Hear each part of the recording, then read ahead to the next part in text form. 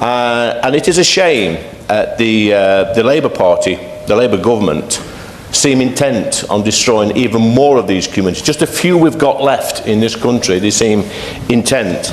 Our country, as you know, Madam Chair, was built on coal and steel. Throughout the Midlands and the North, we drove the Industrial Revolution. We used to export steel. We'd export coal. And now what are we doing? We've gone backwards in this country. China's making over 1 billion tonnes of steel a year. We're making about 5.6 million tonnes of steel. China, by the way, are world leaders in renewables, yet they're still opening coal-fired power stations in order to make steel, which they can export all around the world. And we are actually, if you think about it, carbon emission NIMBYs. We're quite happy to import steel and products made from steel from 60 or 70 countries around the world that has been made with blast furnaces, but we're saying we can't do it here. I think that's hypocrisy of the highest level. And I've got a lot of friends who work in the steel industry, and they've seen a real downturn at the moment. They're struggling. They're struggling to pay the bills. They're struggling to make their business work. This industry is in a terminal decline, I fear. The collapse of the Port Talbot Steelworks means that now we're the only advanced nation in the world that cannot make our own virgin steel. It's absolutely ridiculous. We've got Russia at war with Ukraine. We're living in uncertain times.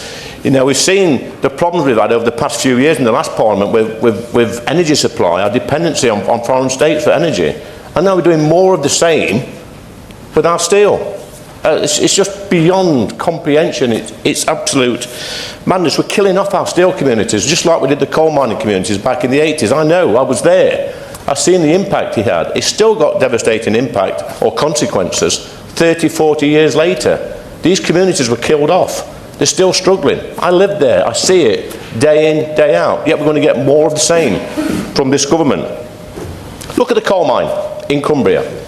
What we want to open, what we should open, to produce metallurgical coal, which will then help in the production of steel, which we could blend and use in blast furnaces in this country. Yet we seem reluctant. This is a coal mine, Madam Chair, that would produce millions of tonnes of metallurgical coal.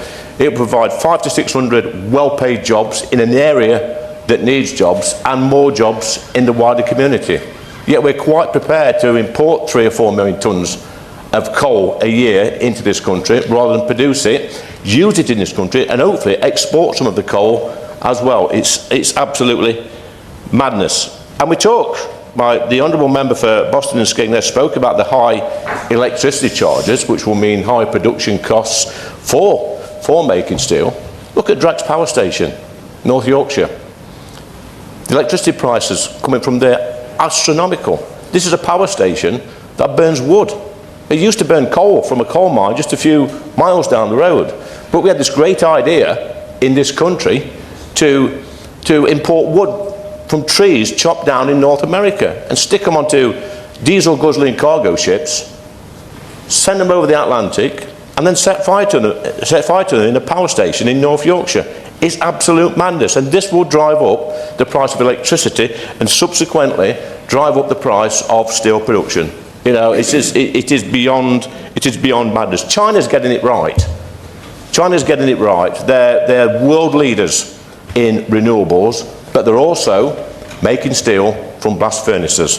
I think China's right. We should be actually copying China with this so-called steel strategy. They seem to have got it right. Now, I agree with the honourable members for Boston and Skegness, his 5-point plan, but I feel that it will probably fall on deaf ears. The madness will continue. Steelworks will continue to close down. We'll continue to lose jobs. We'll continue to destroy communities in our great country, and we'll continue. Do you want to intervene? Okay. Sorry, Chair.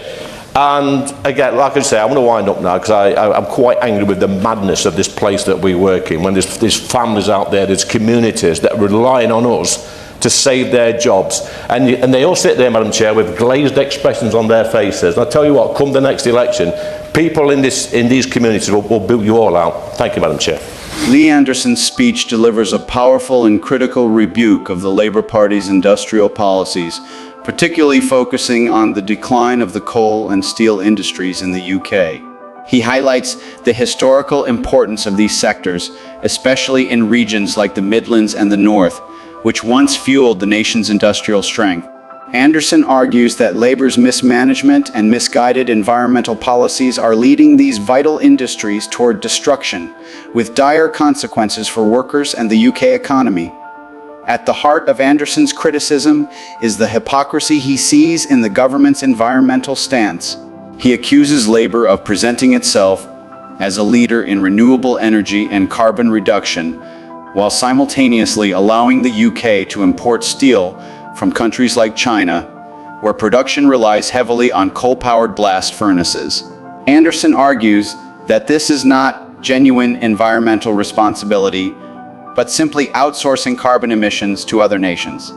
He terms this practice carbon emission NIMBYs, accusing the government of turning a blind eye to the environmental impact of imported goods while imposing strict standards on domestic industries.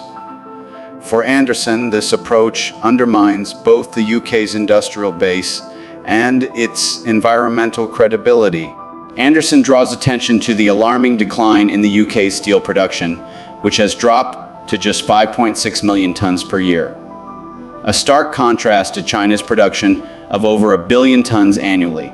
He suggests that this decline is not simply a result of global market forces, but a consequence of deliberate policy choices that have left the UK unable to compete. The collapse of key steel plants, like the one at Port Talbot, is a particular point of concern. As Anderson highlights the economic devastation this has caused for workers in the industry. He portrays a bleak picture of factories struggling to stay open, facing mounting financial pressures, and leaving workers uncertain about their future. The impact of industrial decline on British workers is central to Anderson's speech. He speaks of personal connections to the steel industry, noting that many of his friends are now facing economic hardship due to the government's failure to support the sector. He warns that the consequences of allowing these industries to collapse will be long-lasting, drawing parallels to the closure of coal mines in the 1980s. Anderson remembers the devastation those closures caused in his community and fears that history is repeating itself with the steel industry today. A key part of Anderson's argument is his call for the reopening of the Cumbria coal mines, which could produce metallurgical coal essential for steel production.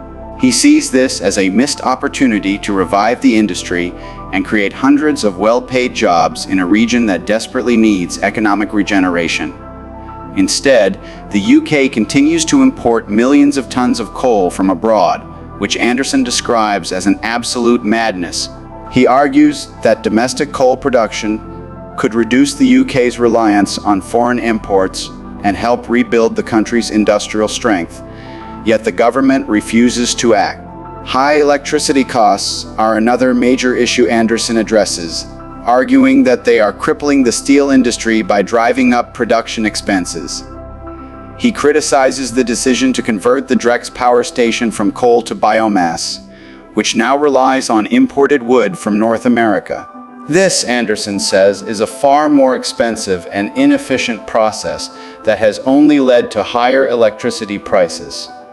He finds it absurd that the UK, once capable of producing its own energy from local coal, now relies on costly imports that put additional strain on industries like steel. In his view, this is a clear example of the government's inability to craft policies that truly benefit British industries and workers. Anderson repeatedly contrasts the UK's approach to that of China, which he sees as effectively balancing industrial development with environmental progress. While China leads in renewable energy, it has not abandoned its steel production or its use of blast furnaces, which Anderson sees as a more pragmatic and balanced approach. He believes the UK should learn from China's example advocating for a shift in policy that supports both industrial growth and environmental goals. In his view, the Labour government's singular focus on environmental policies has come at the expense of the country's traditional industries, and this imbalance is causing serious harm to the UK's economic stability. Anderson ends his speech with a strong warning to the Labour government, expressing his frustration with the political system's disconnect from the realities faced by working-class communities. He describes his colleagues in government as indifferent to the destruction of key industries, accusing them of ignoring the plight of workers who are losing their jobs and their livelihoods. Anderson predicts that voters in these hard-hit communities will soon turn against Labour, holding the government accountable for its failures in the next election. He believes that unless the government changes course, the damage done to these industries and their communities will be irreparable. In summary, Anderson's speech is a forceful critique of the Labour Party's policies, accusing the government of failing to protect key industries and neglecting the working-class communities that rely on them. He calls for urgent action to reverse the decline of the steel and coal sectors, warning that the UK's economic and industrial future is at stake. Through his impassioned defense of these industries, Anderson makes it clear that a change in government policy is needed to safeguard the country's economic strength and the livelihoods of its workers. Thanks for watching, and be sure to join the free Telegram group linked in the description, where we can talk freely and uncensored about important issues like this and support each other. Don't forget to like, subscribe, and become a channel member for exclusive content. See you next time.